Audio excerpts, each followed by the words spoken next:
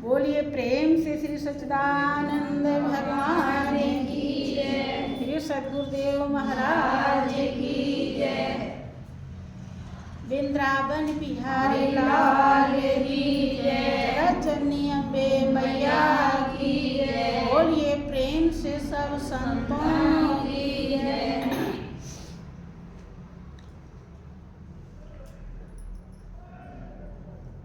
इस जीवन में अगर संत मिल जाएं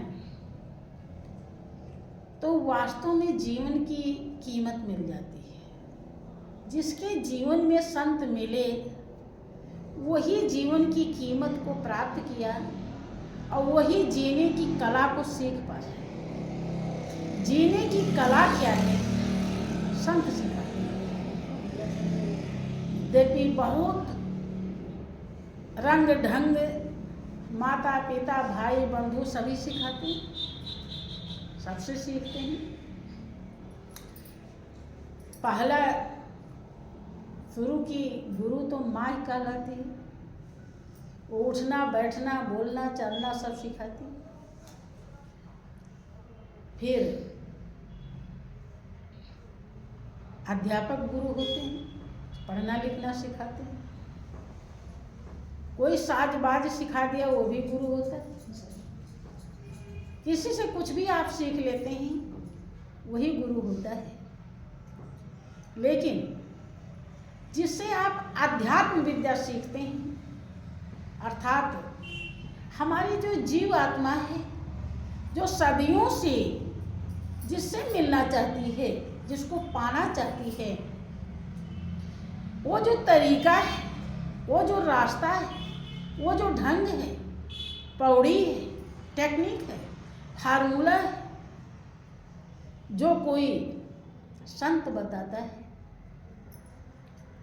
वो सर्वश्रेष्ठ गुरु होता है। वो अध्यात्म विद्या उसे कहते हैं मोक्ष का रास्ता। हाँ, जो बतावे। मोक्ष का मतलब होता है छुटकारा। छुटकारा कैसे होता है? जैसे आप किसी वाहन से रास्ते में खड़ी होकर के बातें कर रही, कोई आपका व्यवहारिक है जो मिल गया है, अब बात करने लगी, अपना दुख परेशानी बता रही है, उसकी सुन रही है। अब संजोग से कोई ऐसा आ गया जो आपका अति प्रिय है, सबसे ज्यादा प्रिय है,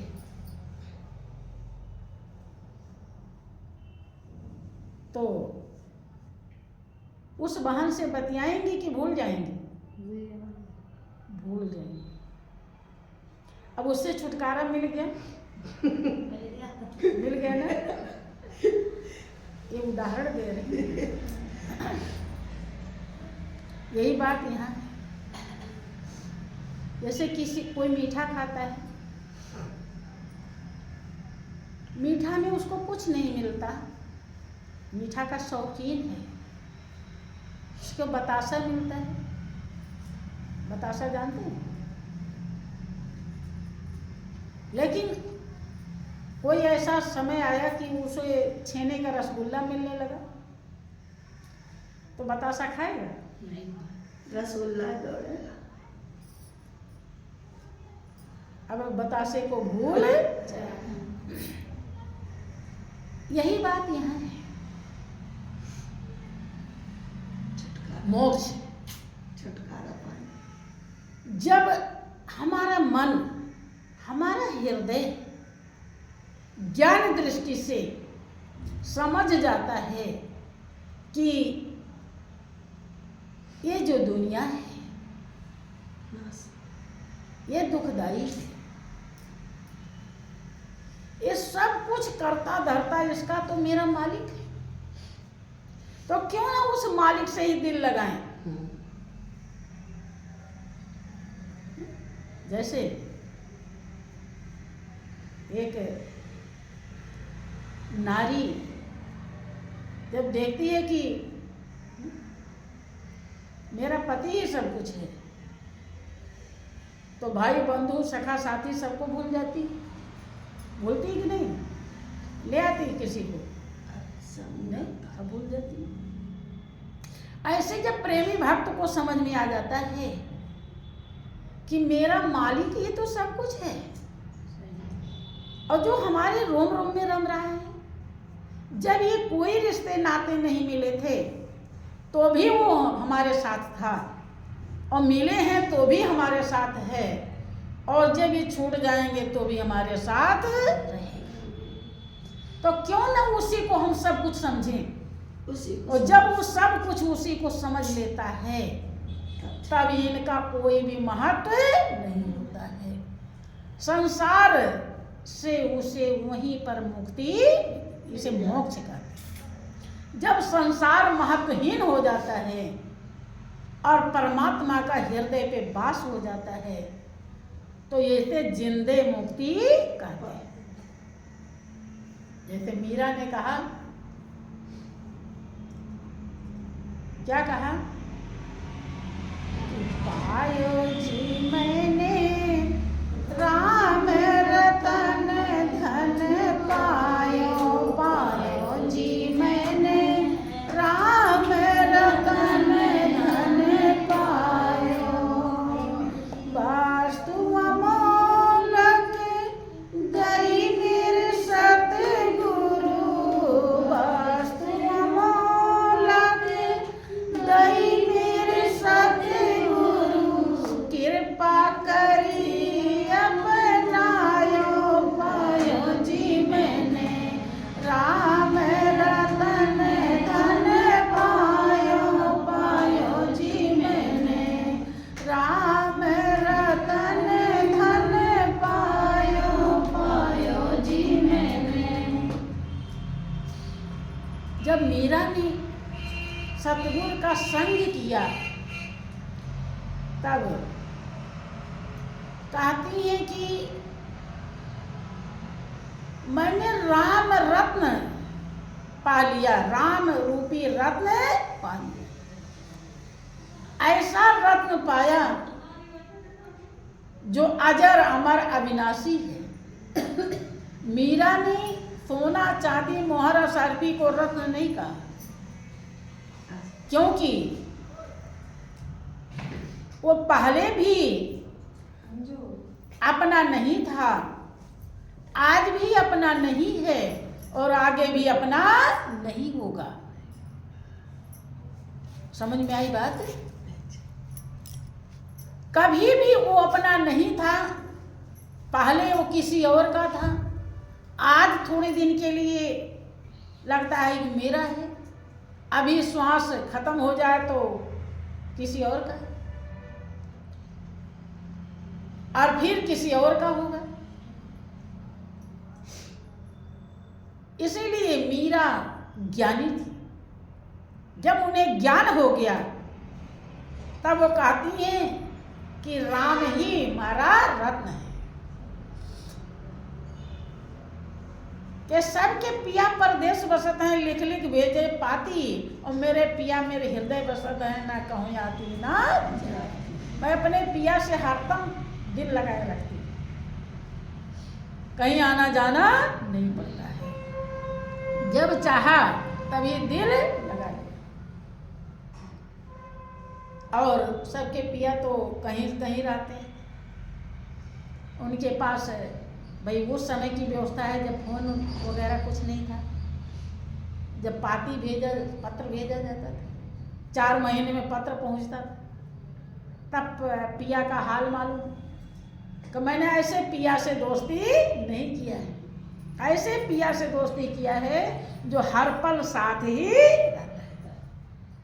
और वो किसके संग से हुआ दोस्ती? संत के, गुरु जी।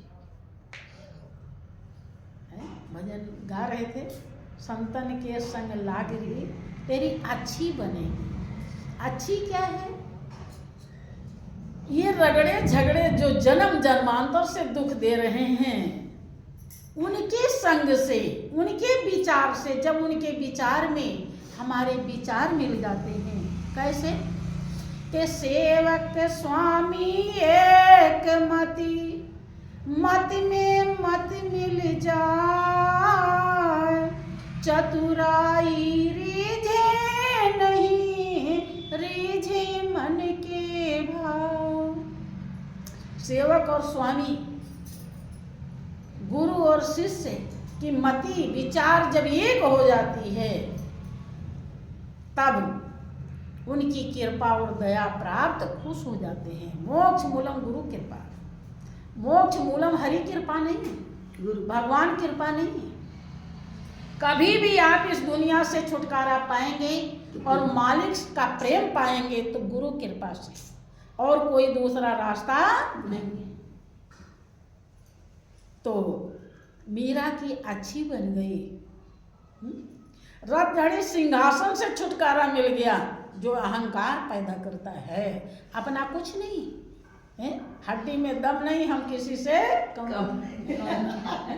कुछ तो है नहीं अपना, और फूले फिरते हैं। हम इतने के मालिक, अरे खाक के मालिक हो, तनिक देर में छुड़ा लिया जाएगा। मलकई तुम्हारी काहे को मालिक हो? ऐसे ही तो जा रहे हैं माता जी का, विचार कीजिए। तो ये कौन बताता है? संत का संग है। संत का संग ही हमको अच्छा बनाता है, सारे परपंचों से, विकारों से, दोषों से छुड़ा देता है, दामन अपना बेदाग बना देता है। जो जन्म जन्मांतर का दाग लगा है मेरा और तेरा का, सब साफ है। कल भजन गा रही थी, सुना रही थी कि हम मूर्ख कर डाले कारे। तो जो काला हुआ है जन्म जन्मांतर से, वो सारा दाग सतगुरु छुड़ा देते हैं। इसीलिए जिसने अनुभव किया उसने ही तो कहा, संतन के संग लागरी तेरी अच्छी बनेगी। अगर संत के संग नहीं लगे, अर्थात उनके विचार में अपने विचार को नहीं मिलाया, कहने का मतलब है जो वो देना चाहते हैं उसको लिया नहीं, तो आपकी अच्छी नहीं बनेगी और बिगड़ जाएगी। क्या बिगड़ जाएगी? मनन नहीं किया कि 184 भ्रांतियां पोपे अटकाया है, और अब की पासा ना पड़ा तो फिर 84 जाए। बहुत जन्म भटका, 3.25 अरब वर्ष, 2 अरब वर्ष जो भी बताया जाता है, करोड़ 3.5 करोड़ वर्ष कहीं बताया जाता है, 84 लाख योनियां भोगने में लगता है। इतना कष्ट उठाया तो मालिक ने दया करके मनुष्य की जिंदगी दिया, और जिसके लिए दिया अगर वो नहीं कर पाया तो फिर उसी में जाना पड़ा, और फिर उसी में जाना पड़ा। तो अच्छा है कि बुरा? बुरा, सबसे बुरा है। बुरा हो गया कि नहीं? और अच्छा तभी होगा जब संत के संग से लगेंगे। इसमें लेकिन की गुंजाइश नहीं है, ये 100% सही है, वास्तविकता है। संतन के संग लागरी तेरी अच्छी बनी। देखो, जैसे आपको इस छत पे आना था तो बहुत पैड़ी छोड़ते छोड़ते आई, तो ये कहीं पैड़ी पर बैठ गई होती तो यहाँ पहुँच पाती? सब छोड़ते छोड़ते आई तो यहाँ पर पहुँचे। ऐसे ही दुनिया में बहुत रिश्ते नाते हैं, बहुत रगड़े झगड़े हैं। जब सबको छोड़ेंगी तब आवा, और जिसके द्वारा सब चल रहा है जब उसको पकड़ेंगी तब मिलेगा मोक्ष, तब बनेगी अच्छी। यही है अच्छी, तेरी अच्छी बनेगी। अर्थात जो निर्दोष है निर्विकार है, निष्पाप है, निर्लिप्त है, उसमें आप एकाकार हो जाएंगे, उसमें आप मिल जाएंगे। जो उसका स्वरूप है वही आपका स्वरूप है, वो दोनों की पहचान हो जाएगी और दोनों एक, यही है अच्छी। ध्रुव की बन गई, प्रहलाद की बन गई, मीरा की बन गई, तुलसी की बन गई, कबीर की बन गई। इन्होंने संत का संग किया कि नहीं किया? तभी तो बनी। और इतनी अच्छी बनी कि जब तक सूरज चांद सितारे रहेंगे तब तक अच्छी ही अच्छी, हमेशा अच्छी ही रहेगी और आपको भी अच्छा ही बनाएगी। उनके द्वारा आप भी अच्छे बनते जाएंगे। अगर अच्छा बनना है तो ऐसा ही करना पड़ेगा। मीरा कहती है कि वस्तु अमोलक दई मेरे सतगुरु, ऐसी वस्तु दी जिसका कोई मोल नहीं बता सकता, कीमत नहीं बता सकता कि कितना कीमती है। दुनिया में जितनी वस्तुएं हैं सब मोल के अंतर्गत आती हैं।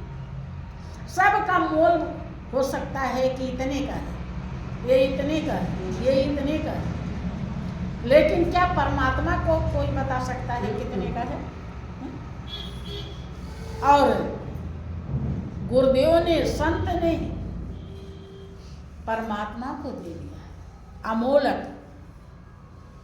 उसने, मालिक ने, गुरुदेव ने कृपा करी और हमने अपना धारण कर लिया। आप लोगों को जिसको ज्ञान मिल जाता है, गुरुदेव ने तो कृपा करी, लेकिन आपने उसे अपना नहीं बनाया, अपनाया नहीं, तो भी आपकी अच्छी नहीं रही।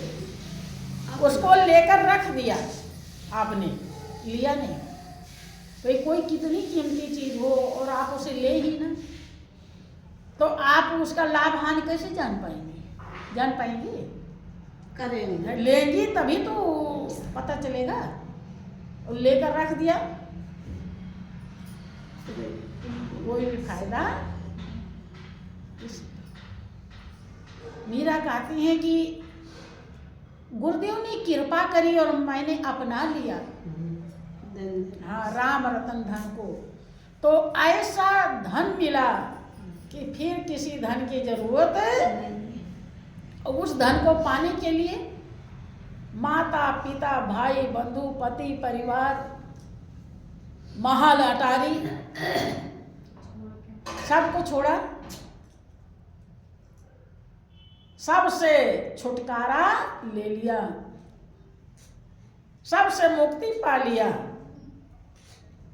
कि जन्म जन्म की पूंजी पाई जग में सभी खुआई, कि मैं जन्म जन्मांतर पे जो पूंजी नहीं पाई थी, जन्मों जन्मों से जिस पूंजी को ढूंढ रही थी वो पूंजी मिल गई। और जग में सभी खुआयूं, जग में जो कुछ भी है सब खोने वाला है, सब बिछुड़ने वाला है। हमने जो पूंजी पा लिया है वो कभी बिछुड़ेगा, वो हमेशा पहले भी साथ था, आज भी है और आगे भी।